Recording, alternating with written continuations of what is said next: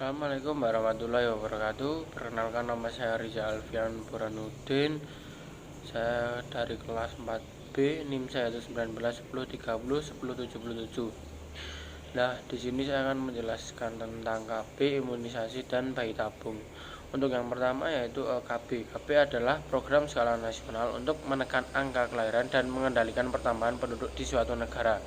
Nah, berbincang-bincang tentang keluarga berencana ini memang terkesan ada kontradiksi di dalam Al-Quran, karena ada ayat yang menganjurkan untuk banyak anak, namun ada juga yang menganjurkan jangan meninggalkan generasi yang lemah, yaitu pada Quran surat An-Nisa ayat 9, yang artinya hendaklah takut kepada Allah orang-orang yang seandainya meninggalkan di belakang mereka anak-anak yang lemah, yang mereka khawatir terhadap kesejahteraan mereka. Dalam wacana fikih Islam kontemporer dikenal dua istilah, yaitu tahdidun nasl, dan artinya pembatasan kelahiran, dan tanzimul nasl, yaitu pengaturan kelahiran.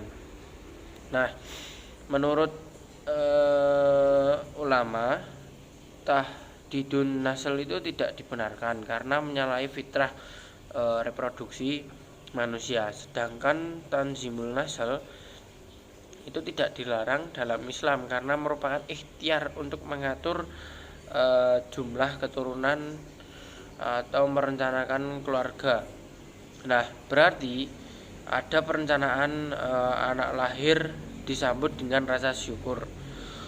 Nah, keluarga yang berkualitas juga sejalan dengan tuntunan Islam, yaitu merupakan ikhtiar untuk mengatur atau merencanakan keluarga tersebut, dan dikenal dengan keluarga sakinah sesuai dengan ayat Al-Quran surat Ar-Rum, yang artinya di antara tanda-tanda kekuasaannya ialah Dia menciptakan istri-istri dan jenis-jenismu sendiri supaya kamu cenderung dan merasa tentram kepadanya, dan dijadikannya di antaramu rasa kasih sayang.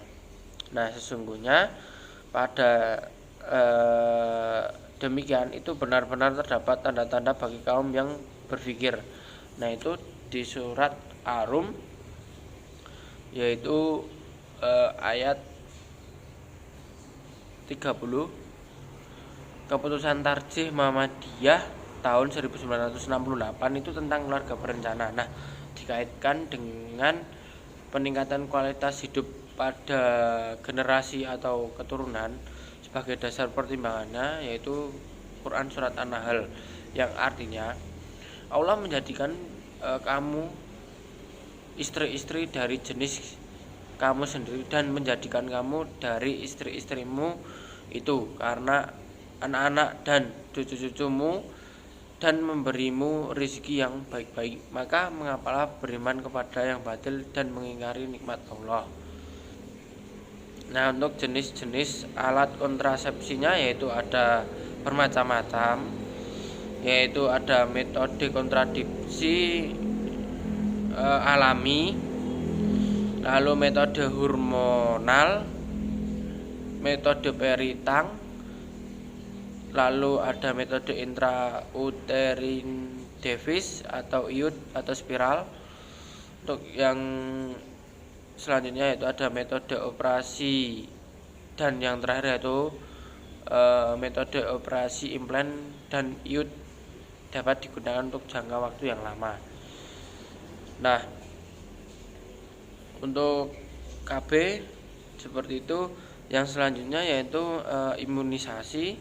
Untuk yang imunisasi yaitu Islam memberikan perhatian yang sangat besar terhadap pentingnya nilai-nilai kesehatan. Nah, bahkan di dalam Al-Quran ini Allah berfirman, "Hai manusia, sungguh-sungguh telah datang kepadamu pelajaran dari Tuhanmu dan penyembuh-penyembuh bagi penyakit-penyakit yang berada di dalam dada, dan petunjuk rahmat untuk orang-orang yang beriman," yaitu Quran surat Yunus ayat 57. Nah, bahkan pentingnya kesehatan di dalam Islam itu tidak hanya dari aspek jasmaninya tetapi juga rohaninya. Oleh sebab itu, setiap muslim wajib secara agama menjaga kesehatannya dan menyeimbangkannya dengan kebutuhan rohaninya.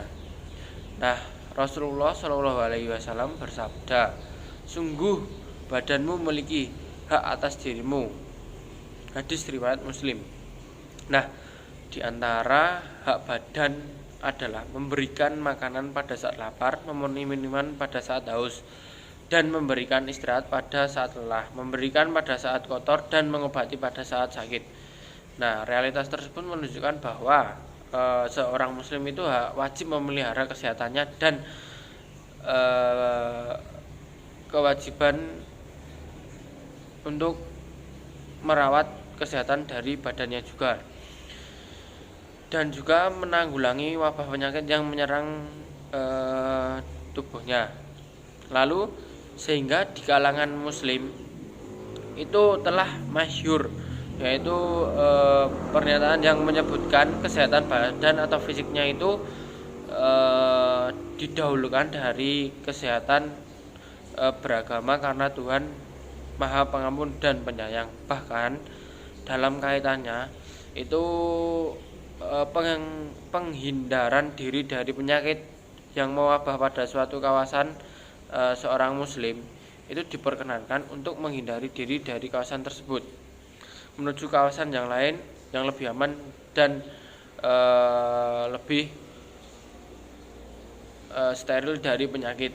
Nah, dengan istilah pindah dari qadar atau ketentuan Allah itu menunjukkan atau menuju pada qadar yang lain. Lalu dari qadar hal ini pun dihalalkan untuk diperbolehkan atau pun diizinkan berdasarkan fatwa MUI nomor 4 yaitu tahun 2016 tentang imunisasi dan vaksinasi secara umum, baik itu imunisasi bayi, imunisasi tetanus, dan imunisasi lainnya. Nah, maka secara umum fatwa MUI memutuskan antara lain yaitu imunisasi pada dasarnya adalah diperbolehkan, yaitu mubah, bentuk ikhtiar untuk mewujudkan kekebalan tubuh dan juga untuk mencegah dari berbagai penyakit atau wabah. Yang selanjutnya yaitu vaksin.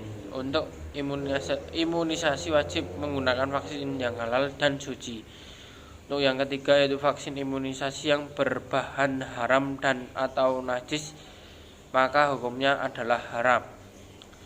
Untuk imunisasi dengan vaksin yang haram atau najis tidak diperbolehkan kecuali dengan kondisi darurat, lalu belum ditemukan bahan vaksin yang halal dan suci, lalu adanya keterangan tenaga medis yang berkompeten dan dipercaya bahwa tidak ada vaksin yang halal, lalu dalam hal jika seseorang tidak imunisasi dan menyebabkan kematian, penyakit berat ataupun kecacatan permanen yang mengancam jiwanya, dengan pertimbangan ahli yang kompeten dan dapat dipercaya.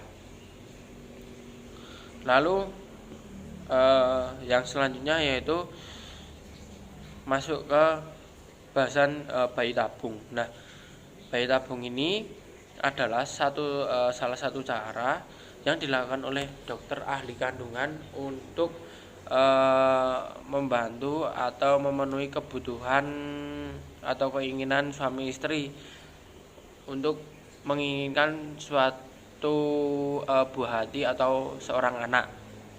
Nah, karena dalam persetubuhan mereka tidak dapat mempertumbuhkan sperma dengan ovum istri dalam rahim istrinya. Lalu sperma suami dan ovum istri dalam keadaan sehat, dengan arti keduanya dapat menghasilkan buah jika dapat bertemu. Nah, bayi tabung ini atau pembuahan in vitro itu dalam bahasa Inggris yaitu in vitro fertilization.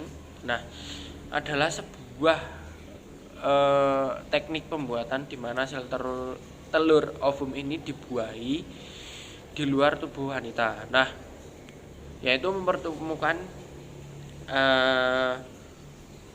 sperma laki-laki dengan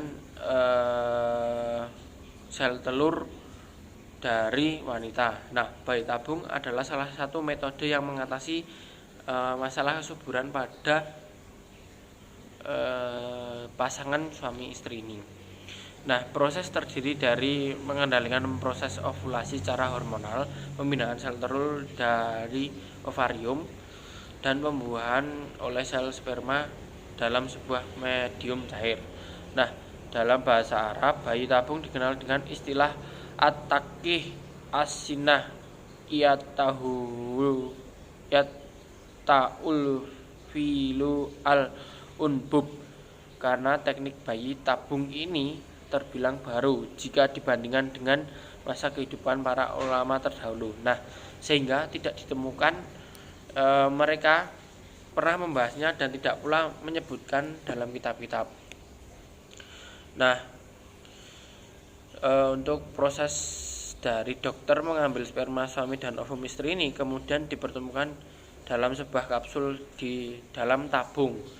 Nah, lalu dimasukkan ke dalam rahim istri. Jadi spermanya itu dimasukkan di dalam tabung, lalu dimasukkan ke dalam rahim seorang istri.